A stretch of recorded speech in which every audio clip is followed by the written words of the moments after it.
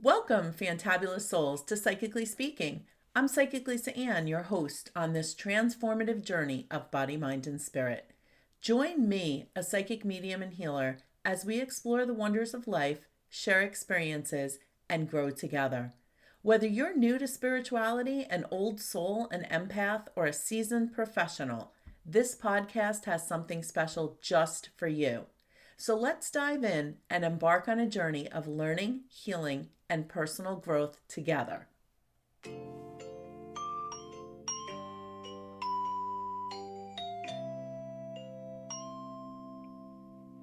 You are walking down a dark street at night when off in the distance you see two eyes looking at you from behind what looks like to be a pile of garbage. Your heart begins to beat fast. Your steps become slower as your brain tries to process what is up ahead. You stop and the eyes begin to move closer to you. Your heart is racing now as your mind tries to decide what to do. You look down and realize it's a dog, a big, scruffy looking dog. A dog with big teeth growling at you with its ears back and tail down. What do you do next? Now, maybe you're an animal lover. Maybe you were raised on a farm. Maybe you grew up around dogs. For you, this is a moment filled with love, compassion, and concern for the dog. You get down on your knees. You slowly offer your hand to the dog as you assess the situation. Maybe the dog is lost. Maybe the dog is astray. What can you do to help this poor animal? Maybe you're not an animal lover. Maybe you've never had a pet. Maybe when you were very young, a neighborhood dog attacked you. Maybe you still have the scars from the stitches on your face as a constant reminder of the brutal attack. For you, this is a moment filled with absolute fear. You do not get down on your knees. Instead, you find a way to flee the situation. You fear the dog. You fear for your safety. All you can think is about how you can get away safely. Same dark street, the same dog. So what is the difference? The difference is both people have had completely different personal experiences in the past. So whose reaction is right? Well, both reactions are right based on each person's past experience. So why is this important? We are yet at another defining moment in history. Some people think it's the worst moment in our history. Others have seen much worse. Some think we should do things one way. Others think we should do things another way. Some judge, some fear, and some even bully. Yet, at the end of the day, the truth is there is not one of us who can truly know the experience of another. I hope the next time someone says or does something you don't like, that you don't agree with, or that you don't understand, you will think back to my dog story, the dog on the dark street. I hope that maybe instead of thinking that they are wrong, you will take a step back and say to yourself, I wonder what happened in their life that led them to think that way. I hope that next time you're about to tell someone what you think they should do or shouldn't be doing, you will take a step back and ask yourself, who am I to tell someone else what their truth is? I hope that the next time someone disagrees with you, judges you, or bullies you, that you will take a step back and not react or defend yourself. Instead, I hope you will smile and sincerely wish them a good day. The funny thing about this was actually a blog that I wrote many years ago. And yet, in this moment in history, yet again, it applies to everything that we're going through. It's so interesting because doing the readings that I do, very often I have people that are just in very disturbing or uncomfortable situations, and they find themselves being judged or being bullied or being put in a place where they constantly feel like they need to defend themselves.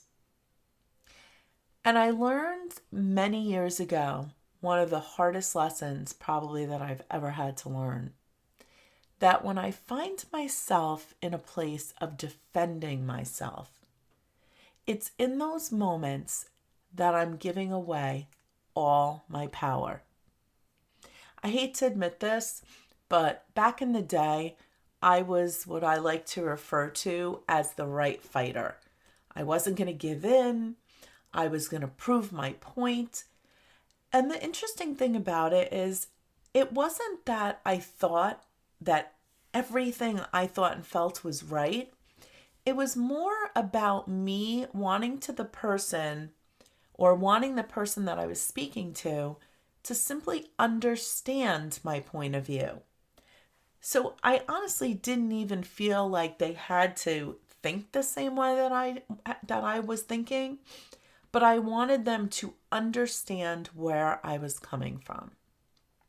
And I remember one day arguing with someone, and it was in that moment that I realized that their experience was so different from my experience, and my experience was so different from their experience, that there was no way they were going to be able to understand where I was coming from, and there was no way that I was going to be understanding where they were coming from. And I have to say, that was one of the most defining moments of my life, along with several others. And that moment really changed things for me. Because what I realized in that moment was, one, I don't need to agree with everybody, nor do they need to agree with me. And there's going to be moments in our lives where we are not going to understand why someone is doing what they're doing, or saying what they're saying, or believing what they're believing. And guess what? That's okay. I also learned in that moment that all of that energy that I was putting into trying to make someone see my point of view and change their mind, not only was it distracting my focus, not only was the energy being taken away from moving forward and creating my goals, but I was also disrespecting that person's right to have their own belief system. The most important moment, I have to tell you, and I talk about this all the time with people, one of the most powerful moments in my journey of getting to know myself, of taking my power back, of finding my happiness, was the moment I was in this heated battle, this heated argument with someone. And as they're screaming at me and I'm screaming at them and I'm trying to get my point across and they're trying to get their point across, all of a sudden it just hit me. You know what? We don't need to agree with each other, but we need to respect each other. And I remember getting very quiet and looking at the person and saying, you know what? We just have to agree to disagree, and I respect your right to have your opinion. And I just walked away. And I cannot even explain to you the peace, the energy, just this incredible feeling that washed over me. Now, I have to tell you on a personal level, and I don't really talk about this a lot. I mention it here and there throughout my life, But I have to be very honest with you. Being a professional psychic for the last almost 3 decades now has not always been the easiest field to be in. And, not only has it not been the easiest field to be in because of the judgment, but every time and I don't know what it is about me that I do this, but every time that I have created a space where I have, and I hate to say it this way, but just for a lack of a better term, where I have, let's say, established myself. That's a better way. I was going to say where I've proven myself, but I don't like to use that word. So when I've reached a space where I've established myself, right, whether it was all the years I spent in New York, I, for some reason, feel this need to just go, oh, okay, I've established myself. I have a great reputation. People know who I am. I'm doing great work. Let me just pick up and just relocate, right? And then I move to North Carolina and I go through the whole same process, right? Of the judgment, of the nasty comments, of all the stuff that I had to go through when I first started. And then once again, I get myself all established and then boom, I relocate for the third time and go through the whole kit and caboodle all over again. The judgment, people who honestly will refuse to do business with you because of what you do for a living. And I just laugh because we have come such a long way in our society, right? We are so much more accepting of so many things. Yet, in my world, that judgment is the same as it was 3 decades ago. So, if there's anybody who understands being judged, and sometimes I gotta be honest with you, being treated so disrespectfully that it would be so easy for me to feed in to that defending myself, that arguing. And I always say this, I don't know if it's just my 3 decades of a spiritual journey or if it's my age, but I am just at that place where I feel like my energy and my focus and my ability to create my happiness and what I want is so much more important than me defending myself to you. It's so much more important than me needing to convince you of anything. And most importantly, I think it's understanding and really embracing, and I really feel this way, where when I really am having that conversation with someone and we are totally having different viewpoints, I really respect everybody's right to have their own opinion.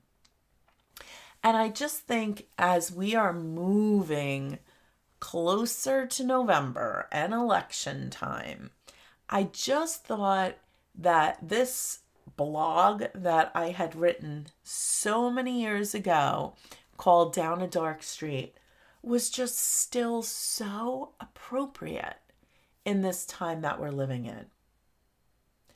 So I can only share my own experiences, and that is making the choice, because it really is all about choices, making the choice to respect everybody's right to have their own opinion, making the choice to truly feel that I do not need to defend myself. I have the right, and so do you, to live your life according to you. And the less time you spend defending your right to live your life the way you want to, and more time that you actually spend living the life that you want to, the happier you are going to be.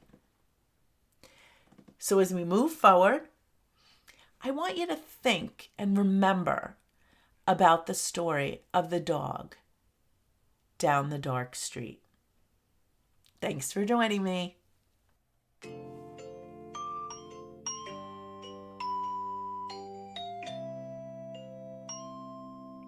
Thank you for joining me on this incredible journey. If you enjoyed the podcast, please share it with a friend and hit subscribe. For more about my free live weekly happy hour via Zoom, my work, or visiting my Body, Mind, Spirit spa and gift shop in historic downtown Southern Pines, North Carolina, visit spiritquestnc.com. Remember, life isn't always rainbows and butterflies, but each and every day you have the power to be fantabulous. Embrace that power. Let your inner light shine. Until next time, stay empowered and keep embracing life's magic.